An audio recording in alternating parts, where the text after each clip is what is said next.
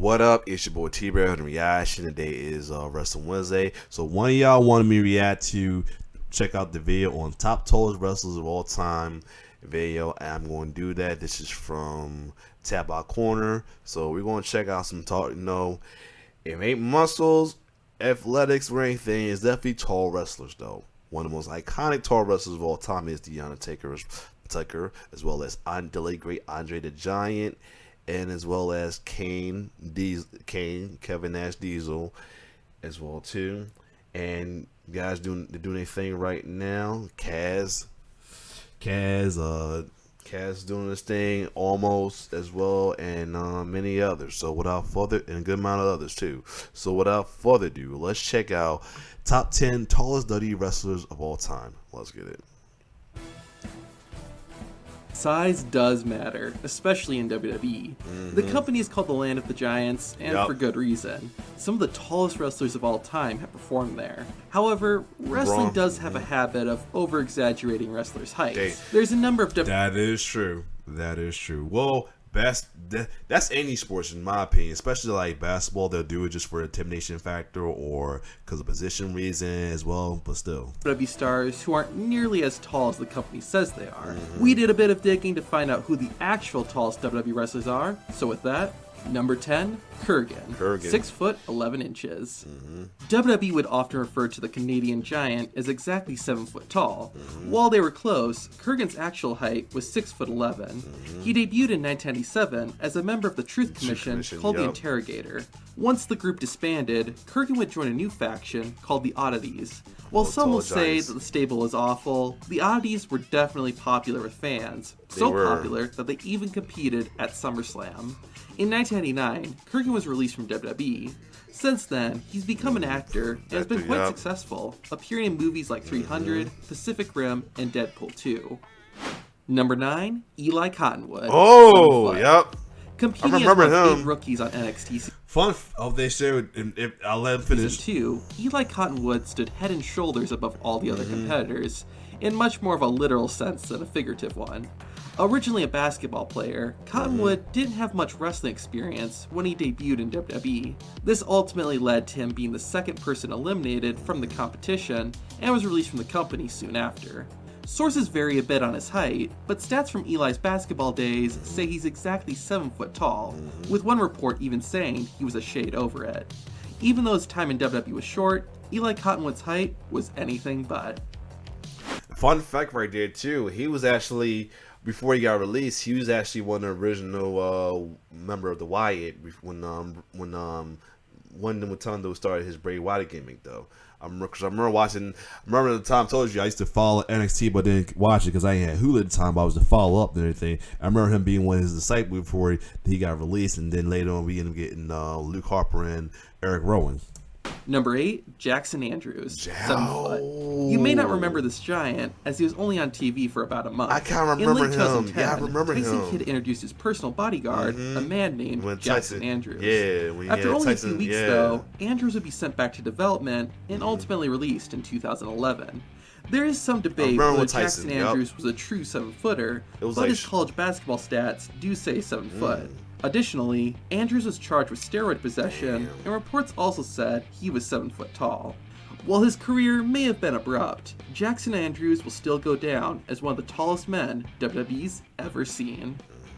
Number 7, Big Show, 7 foot. Throughout his my thing freezing up. Give me a second. All right. Career, WWE's been pretty accurate with Big Show's height. Hold on a second. My thing freezing up. Give me a second. Okay, man. I'm not sure why it was doing that, but let's keep going. Big Show was born with a disorder called acromegaly, which is the reason he's so large. By age 12, the Big Show already stood at 6 foot 2 inches tall. While in school, the world's largest athlete played football, basketball, and was even a cheerleader at one point. Eventually, Big Show found. Let's play why he's so good, why he's so fun-loving as well too. You know, he's a Mimo. He like to have fun. Found his way into wrestling and began his career in WCW before joining the WWE in 1999. Unlike the other giants we've mentioned so far, Big Show has had a lengthy and decorated career in WWE, being with the company for roughly 20 years and winning multiple championships. Even today, while he doesn't wrestle full-time, The Big Show is still competing. Because of both his massive height and prestigious career, Big Show will go down as one of the greatest giants in wrestling. No, Lord, why must you remind us? Number 6, Andre the Giant. 7 Ironic. Foot, 1 inch. Ironic. Andre's height has been highly debated. WWE announced him at 7 foot 4 inches, but that's likely not true. He was billed as 7 feet 4 inches. I think he was over 7. Whether or not it was 4 more inches, I don't know. Andre himself even contradicted the 7 foot 4 height in an interview. Avec 2,14 m de hauteur et 171 kg de muscles. Wow. Even though he wasn't as tall as WWE said he was, Andre was still a spectacle, and even non-wrestling fans were amazed by his size. He sadly passed away at the age of 46, but his legacy has lasted the test of time. He did. Even today, people still know who Andre the Giant is, and he's arguably one of the most famous wrestlers of all time. Number 5, the Great Khali. 7 foot, 1 inch. Like The Big Show, the Great Khali was also born with acromegaly, which led to his incredibly tall stature. Also like Big Show, WWE has been mostly accurate when it comes to the Indian Giant's height. In the early 2000s, Khali moved to the US to become a wrestler and would eventually be signed by WWE. He made a huge impact right away by manhandling The Undertaker and later winning the World Heavyweight Championship. As time went on though, the Great Khali went from being a gigantic, powerful monster to a silly comedic character. In 2014, Khali left WWE, but still makes appearances from time to time, and every time he returns, his height is always breathtaking. Number 4, Giant Silva. 7 foot, 2 inches. Born in Brazil, Silva was originally a basketball player before making the jump to wrestling. He made his WWE debut in the late 90s and would team up with another giant, Kurgan, as a member of the Oddities. Due to his size, Giant Silva had difficulties working in the ring and mainly competed in tag team matches. Despite this, the Brazilian giant still got time to show off his incredible height and strength. Silva would spend about 2 years with the WWE, but continued to wrestle in Japan and Mexico until retiring in 2010. Number 3, Omos. 7 foot, 3 inches. If you're a current WWE fan, you're pretty lucky. Right now, one of the tallest men in the company's history is making regular appearances on Raw. Like many giants on this list, Omos, or his real name, Jordan Amakbihin, began as a basketball player. In 2018, he decided to change his career. I remember hearing about him getting signed and everything, and being part of the I'm like, we can't wait to see this is who he was, man. And here we are. WWE. Omos first started appearing in one-off roles, like the Giant Black Ninja, but in October 2020, he made his official debut as AJ Styles' bodyguard. While he still hasn't had a match on TV yet, the 7 foot 3 giant has wrestled at several untelevised NXT events. It'll be exciting to see Omos make his official in-ring debut, and like the man himself, it's gonna be huge. I guess this is before he did make his impact, because he's doing his thing now with MVP. Despite him being a heel, but still. Number 2, Trapper John. 7 foot, 4 inches. Wow. You likely aren't familiar with this giant. That's because he only wrestled one WWE match in 1986, and it wasn't even televised. The story goes that in the mid-80s, when Andre the Giant was a huge star for the WWE, WWE's rival at the time, the AWA, decided to get a giant of their own.